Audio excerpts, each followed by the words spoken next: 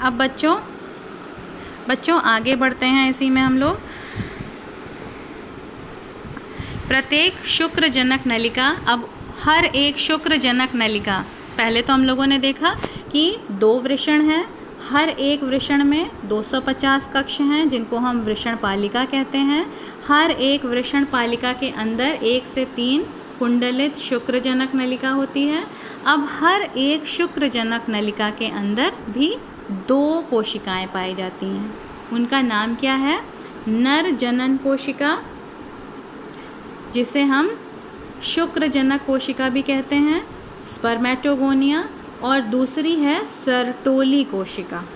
ठीक है, सर्टोली ये इसका हिंदी नाम भी यही है, इंग्लिश नाम भी सर्टोली सेल्स है। तो बच्चों ये जो 2 कोशिकाएं, इनमें से जो नर जनक कोशिका होती है वो क्या काम करती है? अर्धसूत्री विभाजन के फलस्वरूप शुक्राणु का निर्माण करती है। जब हम लोग युग्मक जनन पढ़ेंगे तब उसमें हम इसके बारे में पढ़ेंगे। तो इनका कार्य हम जान लेते हैं कि इनका कार्य है शुक्राणु का निर्माण करना। और ये जो दूसरी कोशिका है सर्टोली, इसका कार्य क्या है? शुक्राणु को पोषण देना। ठीक है, यहाँ पर मैंने आपको एक डायग्राम की सहायता से इसका अनुप्रस्थ काट में दिखाया हुआ है कि किस तरह से यहाँ पर ये देखिए शुक्रजनक नलिका का ये पूरा चित्र है, जिसको हम नर जनन कोशिका भी कहते हैं। इसके भीतर कई सारी कोशिकाएं पाई जाती हैं जिनको हम लेडिग कोशिका कहते हैं। ये आपको यहाँ पर मैंने लिखा हुआ है लेडिग कोशिका। लेडिग कोशिका का कार्य क्या होता है? ये नर हार्मोन, जो नर जनन हार्मोन होता है जिसको हम एंड्रोजन कहते हैं, उसको निर्माण करती है और उसका स्रावण भी करती है, मुक्त करती है।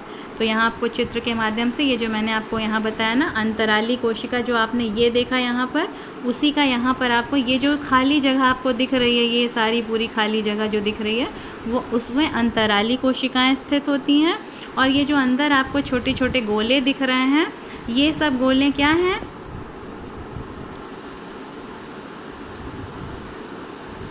यही सब गोले जो हैं आपके वृषण पालिका कहलाते हैं। अब इन वृषण पालिका के अंदर आप देखिए क्या चीज़ है? शुक्रजनक नलिका के अंदर आपको क्या दिख रहा है? सर्टोली कोशिकाएं, जो सब आपको किनारे ये जो दिख रही हैं, इसको थोड़ा और बड़ा करके देखते हैं।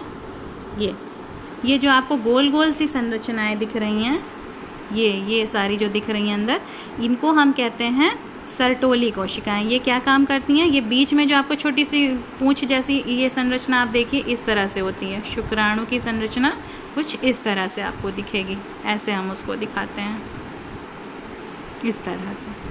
तो ये जो होती हैं ये शुक्राणु कहलाते हैं, जो बीच में आपको दिखेंगे, और जो आपको किनारे गोला घेरे हुए दिख रहा है वो कोशिकाएं क्या हैं? सर्टोली कोशिकाएं, जो क्या करती हैं?